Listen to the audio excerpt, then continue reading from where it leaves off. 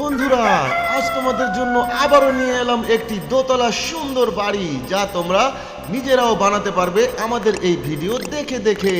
দেখো, আমরা নিচের ফ্লোরের ওপর একটা একটা করে ইট গেঁথে নিচ্ছি। এবার দরজা জানালার ফ্রেম লাগিয়ে দিলাম। এখন আমরা সিঁড়ি এবং ছাদ ঢালাই করব, কারণ সিঁড়ি বানাতে হবে ওপরে ওঠার জন্য। সিঁড়ি বানিয়ে নিচ্ছি, ঢালাই করে নিচ্ছি ছাদ। এখন আমরা দোতলায় একটি একটি করে ইট গেঁথে দোতলার জন্য রুম তৈরি করব। দেখো, আমরা ইট গেঁথে নিচ্ছি। আমাদের দোতলা ঘরের কাজ প্রায় কমপ্লিট।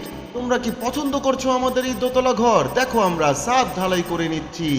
এখন আমরা সাদা রঙের পুডিং করে নেব। তারপর এটাকে ঘষে ঘষে তারপর এটাকে অরেঞ্জ কালার করে দেব। কি বলো বন্ধুরা, তোমাদের কি এই কালারটা পছন্দ হয়েছে? তাহলে অবশ্যই লাইক এবং সাবস্ক্রাইব করতে ভুলবে না। দেখো, চেয়ার তোমাদের জন্য দিয়েছি, তোমরা এখানে বসে বসে চা খাবে। ধন্যবাদ বন্ধুরা।